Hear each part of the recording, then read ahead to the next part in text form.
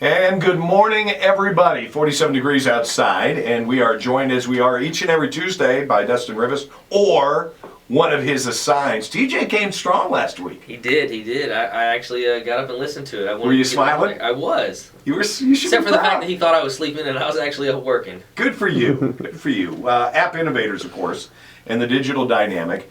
Dustin, the scenario is probably becoming very, very commonplace. Businesses out there, they either run to the local big box store, they grab their security cameras, and they decide we're going to set things up, we're going to secure the workplace, or maybe even they hire somebody. Are they as secure as they think they are? Well, it depends. Where they put in, where's all the stuff being stored? What? Know? What? Huh? What? Exactly. You know, I had a family friend who I was by his shop the other day, and he was showing me all these new security cameras. And while security cameras are a deterrent, nothing's foolproof. But at the same time, he was showing me the cameras and the TV he put up where he could see all the cameras. And I noticed right on his desk, his DVR was sitting right on his desk. And I said, well, what would happen if somebody broke into your office and they're probably going to end up taking that hard drive, that DVR, right along with your computer and your laptop and everything else that's sitting on your desk. He said, oh. It was an epiphany at that moment, wasn't it? Exactly. He had the cool aha moment, oh, I'm going to get cameras, I'm going to be safe, and then he realized, well, wait a second, where do I put this? So where do they put it? Well, a lot of people try to put them in a closet, try to put them in a safe that's or even some people have an area that's lock and key. They have a communications room if it's a larger business. But is that good enough? I wouldn't think so. You know, if it can be damaged in any way, shape, or form, it's probably not good enough. I would recommend backing them up to some sort of cloud-based service, because at the end of the day, if the thieves break in and they take your DVR, you didn't catch anybody on camera because they have themselves on camera. So I would recommend making sure that your system has a remote cloud backup that you can actually back up those files to on a nightly basis. Okay, now my mind says, you just said cloud. Yep. And a few weeks ago we talked about the cloud is getting inundated. It's getting very inundated. The truth of the matter though is, if you're using a security system that is recording events and you have no happenings, shouldn't you be able to just dump over what you had before and not keep using up more space? It does that. Most of them do that. It'll sit Okay. there right over each other. Depending on the quality and how many cameras you have and how big the hard drive is or the DVR is, it'll sit there right over each other. Most people, it rewrites every 14 days. Some, if they have a big enough hard drive, it'll rewrite every 30 days. But that just depends on the quality of the recording or the cameras and also how big the actual drive is.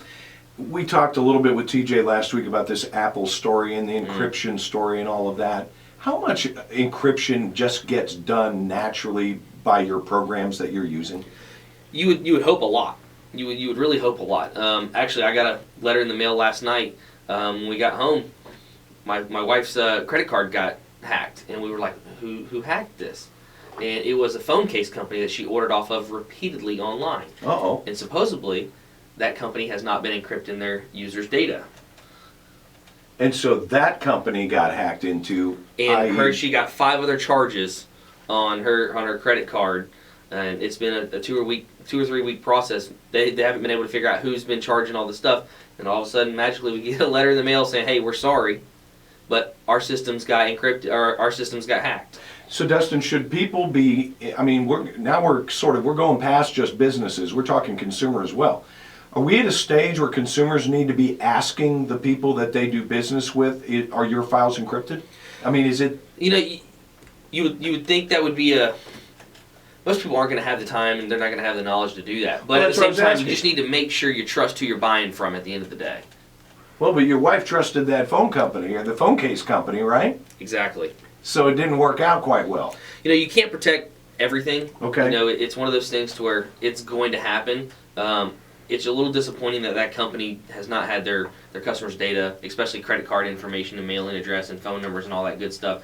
If they didn't have that encrypted for somebody to be able to get to. I've always been curious, if a business says, you know, secure customer data, whatever, they promote the fact, do they in fact paint a bullseye on themselves from hackers out there?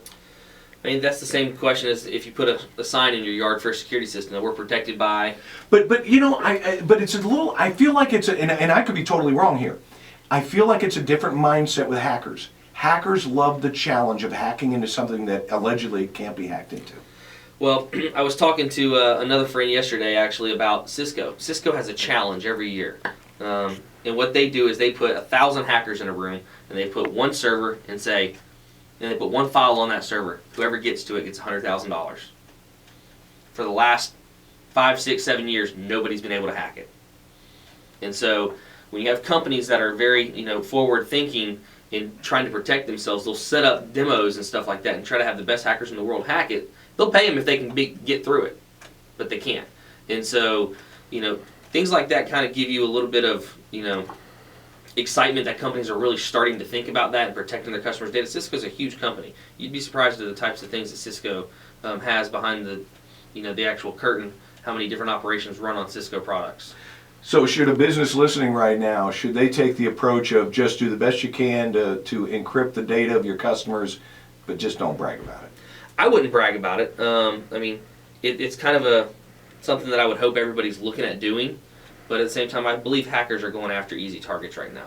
There's a lot more easy targets than there are hard targets out there. So there's a lot of vulnerable businesses out there right now, and they just take a step back, do a kind of a security audit, a technology audit, a website audit, a social media audit. Step back and audit your business. Take a look at everything. Good stuff. Thanks for coming in. Thank you. Have a good day. Dustin Rivest with us this morning. Now, next week, we're going to we've talked about optimizing your website. Well, what does that literally mean?